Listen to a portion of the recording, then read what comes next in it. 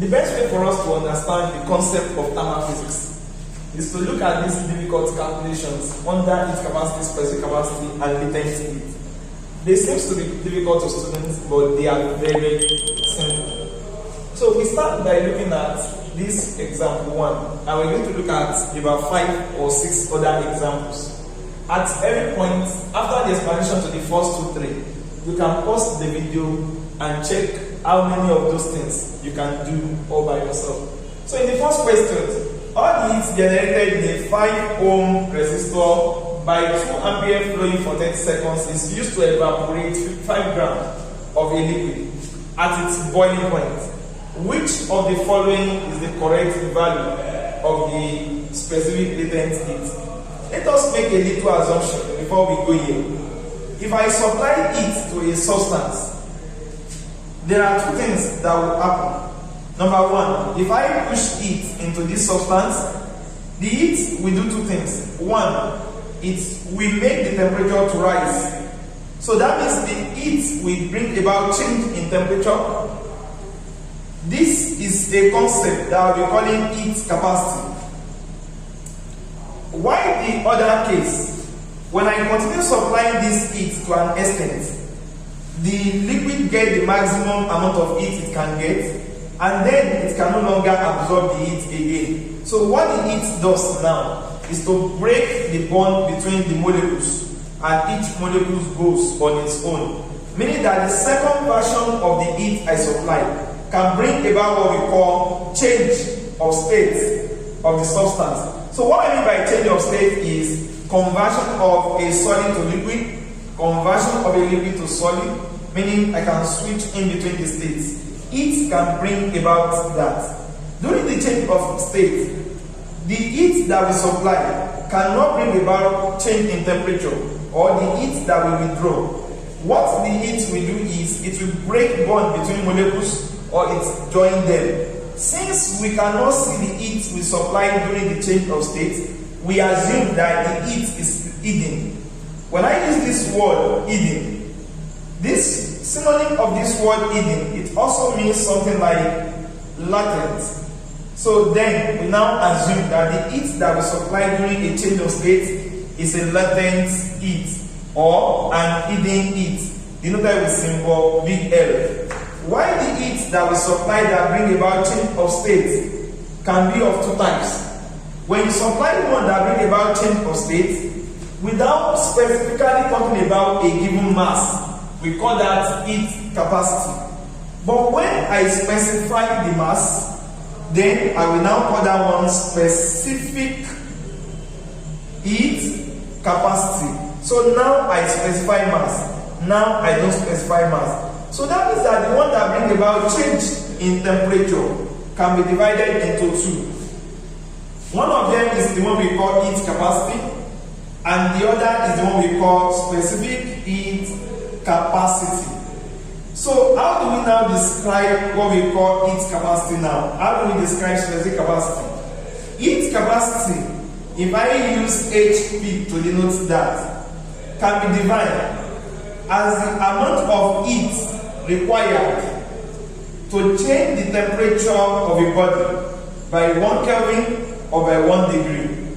So it means that this is the formula that we apply whenever the mass of the body is not specified and there is a change in temperature. How do we now describe this when we have the specific heat capacity now? We're going to say that the specific heat capacity of a body is now the amount of heat that I supply. So specific capacity now, this one, I denote this one with symbol C, is going to be defined as the amount of heat that I supply or that is required to change the temperature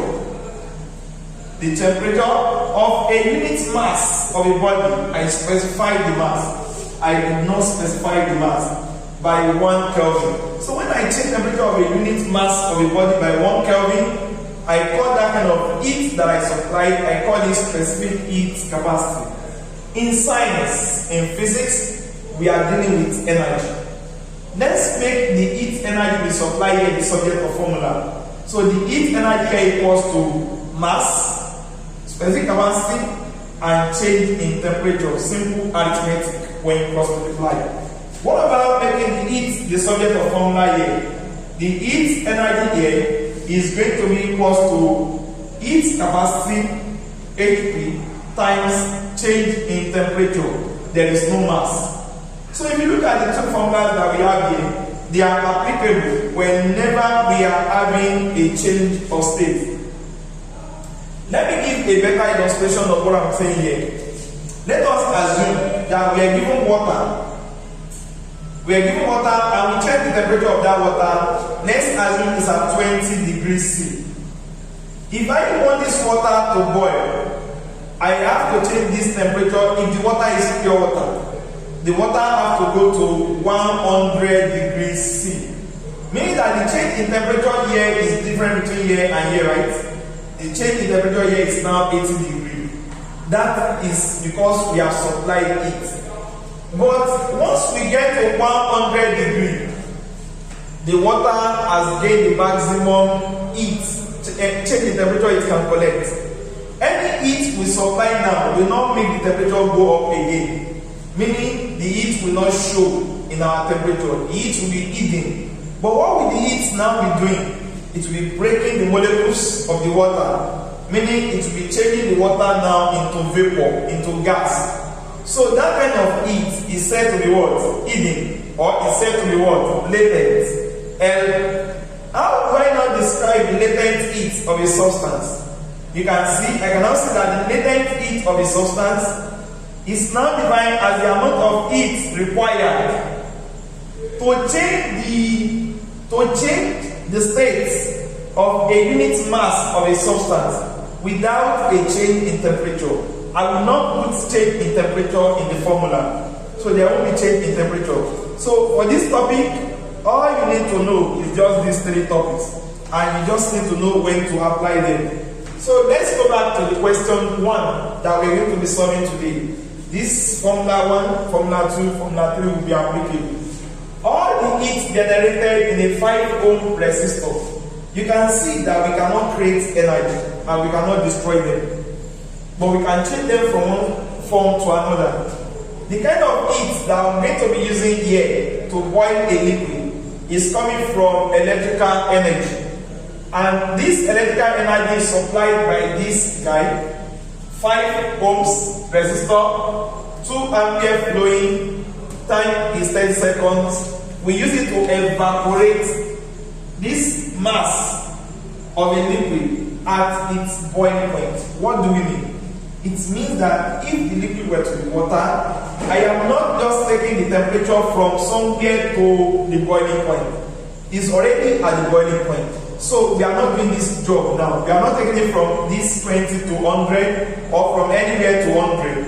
If it were to be water, it's already at the boiling point at 100. All the heat that is supplied now from this electrical energy, all what that heat will do is to just take this guy away from 100 and then, will it take it away from 100? No, sorry. It will just keep the heat, the temperature at 100, then it will now start changing the state. So we are going to think about this formula. The heat that we supply, the latent heat of the substance, then the mass that we are able to change its state. For instance, we might be having 5 grams. We might not change all the state of 5 grams. If we change just 2 grams, if 2 grams evaporate, for instance, what we put here is 2. If 5 grams evaporate, what we put here is 5. I hope that's clear. So let's quickly look at how to now provide solution to this. So everybody can remember this formula. You can just take your notes and keep this formula somewhere. Heat supply equals to MC change in temperature. Heat supply equals to heat capacity change in temperature. Whenever there is change in temperature, we make use of these two. One of them, if they tell us about the mass, we use this specific capacity. If they didn't tell us about mass, we use this heat capacity. Whenever there is a change of state, we use this particular formula, specific latent heat of a substance equals to the heat supply over mass that will change its state, not all the given mass, unless they tell us that they have changed the state of all the given mass. So according to the question here, we are changing state. We are boiling the water. We are evaporating the water at the boiling point. So we're going to make use of latent heat equals to heat supply over the mass that we have evaporated. So let's quickly look at solution to that. According to the question, we are given heat energy here. So you have to understand little things too about electricity, about the heat energy supply. So if you don't really have a better knowledge of this, you can check one of the videos that I made on heat energy. That video will really make you understand what you need here. So according to our previous knowledge, we know that the electrical energy that we always supply is equal to I square RT. Electrical energy can be equal to IVT. Electrical energy can be equal to V square over V square T over R. Those are the three important formulas that we have whenever we are talking about electrical energy. So it means here now, what we are given, our resistor has a resistance of 5 ohms. This symbol for ohm. Then the current that we have here is 2 ampere, and the time that we are given is equal to 30 seconds. From what I have here, resistance, current, time, this formula will work. Clear? So that means that I can calculate the energy supplied by that electricity now to be equal to I square RT, right? So the electrical energy supply equals to, what is I? 2. So 2 square times, what is R? 5 times, what is time? 30. So the electrical energy supplied now is equals to 2 square is 4. 4 times 5, 20. 20 times 30, 600 joules of energy was supplied by this electric coil. Then it now said it is used. So everything, all this energy that we supply, we use everything. We use all the 600 joules. We use everything to evaporate how many grams? 5 grams of a liquid, which is already at the boiling point, right? So which of the following is the correct value of the what? Specific latent heat of the liquid. So we are going to now recall that our latent heat formula is equal to the heat that we use over the mass that we evaporate. So in that case, the latent heat, specific latent heat of the liquid equals to, what is the total heat energy that we supply? We said 600 joules, right? Divide by what is the mass that we are given? 5 grams. Is that? So the specific latent heat equals to 600 is the same as 60 times 10. Divide by 5, 5 here 1, 5 here 2. So the specific latent heat of fusion of this brother is equal to 60 times 2, 120. What do you think the unit is going to be? Check up. What do we have up? It's going to be joule. And what do we have down? Gram down. So you put bar on it. So the specific latent heat of this is 120 joules per gram. Example 2. So this question is also talking about a heater marked 50 watts. We evaporate 0.005 kilogram of boiling water in 50 seconds. The specific latent heat of vaporization of water in joule per kilogram is, if you really understand what we did in the first example, you can just pause the video and try this question before you now check the solution. Now that you have tried, you can now check. According to what we explained earlier, the water is already boiling.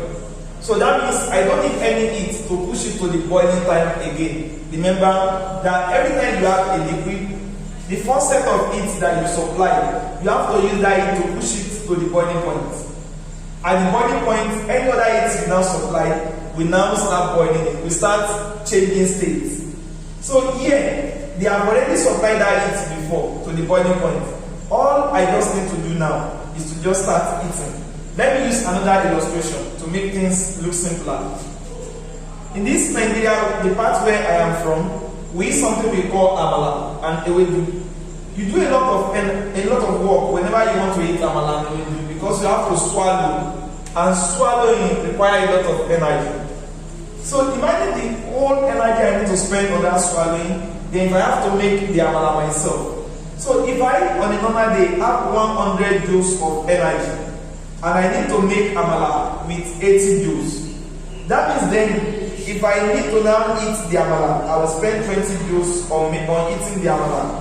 But imagine a case where I have 100 joules, then my grandmother have already made the amala for me. So all I need to do is to only eat. I won't spend this 80 joules. I will use all my 100 joules to just do consumption of the food. So here, we are not eating the water to the boiling point, but we are actually doing change of state straight because the water is already at the boiling point. So therefore, what you just need to remember now is, if I want to change state, specific latent heat of vaporization then will be equal to the heat supplied over the mass that I change its state. Remember, there will be a change of temperature here against its capacity and specific capacity that we discussed earlier. So if you look at what I have here, all I need to do, this is what they asked me to get. So specific latent heat is unknown, right? The mass of the substance was it given? Yes, 0.005 kilogram. Mass of the water to be evaporated. Then the heat energy that we supply, do we know it? Yes, we are given, but not directly. Why? Because we are using electric heater. And whenever we make use of electric heater, remember, I can convert energy from one state to another. So in this video, we are converting electrical energy into heat energy. So I do for a way together. I was given 50 watts, meaning the power given here, power was given to be 50 watts. And time was given to be 50 seconds. So all I need to remember is that power can be defined as the rate of doing work. Remember, work is energy. Rate means divided by time. So either work or energy. So and what I need there is the energy. I know the time, and I know the power. So my energy or work equals to this times this, power multiplied by time. So the electrical energy supplied there is power 50 watts times time 50 seconds. So if I multiply the two, 5 times 5, 2500. So this is 2500 joules. This is the total electrical power supplied. So the specific latent heat that we are looking for is going to be this heat energy supplied, 2500, divided by what mass are we given? 5 times 10 raised power minus 3. If you understand simple arithmetic, when you carry this up, this becomes positive. So we're going to have 25 times 10 raised power 2, I mean this, divided by 5 times 10 raised power minus 3. So here 1, here 5. So the specific latent heat of vaporization here equals to 5 times 10 raised power 2. When this gets up, it becomes plus 3. Law of indices. When you have common base, you have to change the power of the denominator. So the specific latent heat that we have here is going to give us 5 times 10 raised power 5 times 10 raised power 5, and the units, we have been told that it should be joule per kilogram. Yes, we are right. Our heat energy is in joule, while the given mass was in kilogram. So this is joule per kilogram. So we are going to look at question 3 now. In the third example that we're going to be looking at here, it's still about electrical energy. We are still making use of electrical energy, but now if you pay attention to the first and second example, you will see that we calculated the latent heat, specific latent heat of a liquid. But in this case now, let's quickly look at this. An electric current of 3 ampere flowing through an electric heating coil, heating element of resistance 20 ohms. embedded in 1000 grams of an oil raises the temperature of the oil by 10 degrees C. So if you look at what we have here, you will see that here there is a change in temperature. We raise the temperature here. Since we raise the temperature, then we are talking about heat capacity or specific heat capacity. So that's why they ask us that the specific heat capacity of the oil is. Then to raise something by 10, it means change in temperature is 10 degrees C. Meaning maybe we are at 20 degrees C before, we are now at 30 degrees C. What do you think the change is?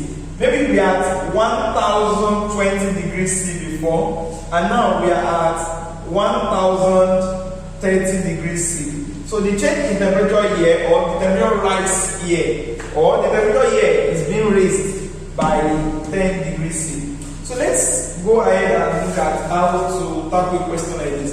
The given current here, I is equals to 3 ampere, and is flowing through an electric of resistance. The R here equals to 20 ohms. Then embedded in a 1000 oil is the oil that we are using it to heat. So then I can say mass of the oil used it for is 1000 grams. And it raises the temperature of the oil by 10 degrees C. So change in temperature there, or change in theta, is 10 degrees C. Then the time given, time is equals to 10 seconds. So what is the specific capacity C? We don't know that. So what we need to do? Specific capacity of any substance can be defined as the amount of heat required to change the temperature of a unit mass of that substance by 1 Kelvin. So it means that here, if I want to get this C, I need to know the amount of energy supply. Do I know that? No, but I can see the use source of electricity. So I should be able to calculate that using these parameters. Then, do I know the mass of the oil that we have heated? Yes, 1000 grams. Do I know the change in temperature? Yes, 10 degrees C. So I can go ahead now and calculate the specific capacity of the substance. According to what we have here, the heat energy supply, the electrical energy that we converted to heat energy, will be given by, can you still remember those formulas that I gave you earlier? That heat energy equals to electrical I square RT, or heat energy equals to IVT, sorry, I mean electrical energy, or the electrical energy equals to V square R over T. If you remember any of those ones, you are good to go. Though you can also remember that the electrical energy equals to power times time, from the definition of power as the rate of doing work. So the electrical energy here, the parameters that we have here is I, R, and T. So we're going to make use of I square RT. So if I do that, my I, the current, is 3. So I'm going to have 3 square times the R is 20, then multiplied by the time is 10. So this square is going to give me 9, multiplied by 20, multiplied by 10, and then the energy is going to give me 9 times this, is going to be 18, 1, 2, 1800 joules. So this is the energy that we have supplied. Then by coming to the formula of specific capacity, the energy supplied is 1800 joules divided by the mass is 1000 joules, 1000 grams. Sorry. Then change in temperature is 10 degrees C. So this 0 remove this, and this 0 remove this. Then we have 18 divided by 100. So the specific heat capacity is going to give us 0.18. The unit is going to be joule per gram, because the unit is at the denominator part, per degree C. So this is the answer to this question. So in our example 4, in this question 4, we are going to solve something similar to what we did in question 3. But then you can just use this as a practice question. You can pause the video and test yourself. and see how fast you have learned. So welcome back. So here we are being told that the heat capacity, heat is supplied uniformly at this rate. When you supply energy at a particular rate, energy over time, that's what we call it. This is the definition of power. So what do you expect the unit of that to be? Watt. Fine, that's true here. So heat is supplied uniformly at the rate of 100 watts to 1.0 times 10 to the minus 2 kilogram of a liquid for 20 seconds. So here we are still using electrical energy. If the temperature of the liquid rises, so that means the temperature changed. Maybe at 200 before, it's now 205. At 1000, now 1005. So this is changing temperature. Then the specific heat capacity of the liquid is what? So we remember once again, we have to list our parameters out. The power that we are given here is equal to 100 watts. Then we supply that to a particular mass of liquid. So the liquid, the mass of the liquid is 1.0 times 10 to the power minus 2 kilogram. And then the time it takes 20 seconds. If the temperature of the liquid rises by 5 degrees C, so change in theta equals to 5 degrees C, then the specific heat capacity of the liquid is unknown.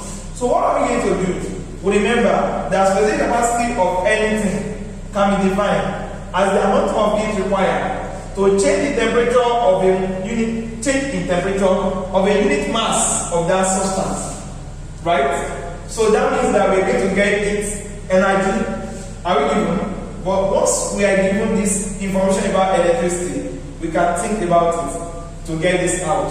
Are we given the mass of the substance? Yes. Are we given the change in temperature? Yes. So the only thing I need to get is the amount of heat supplied. So if you remember once again that power can be defined as the rate of heat transfer or rate of doing work. So that means that our energy that we are looking for is going to be power multiplied by time.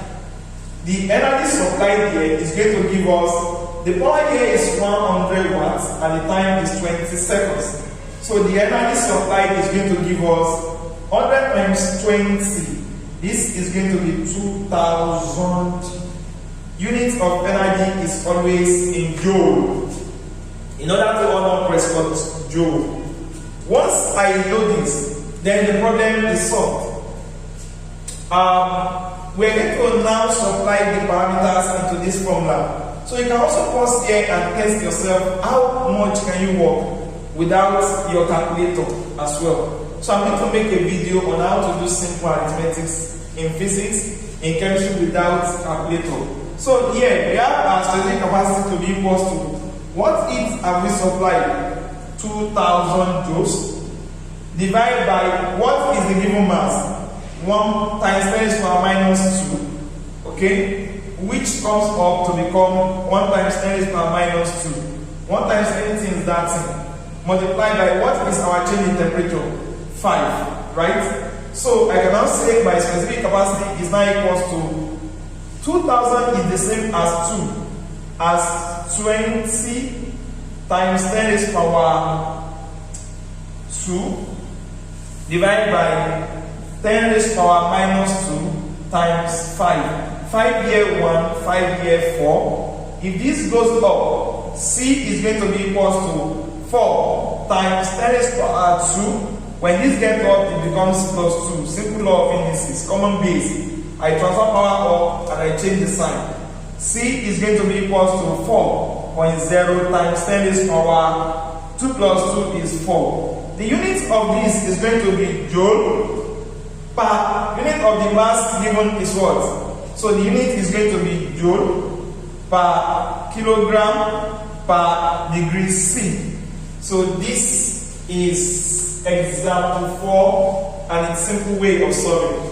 So we're going to look at some other examples which you should pay attention to.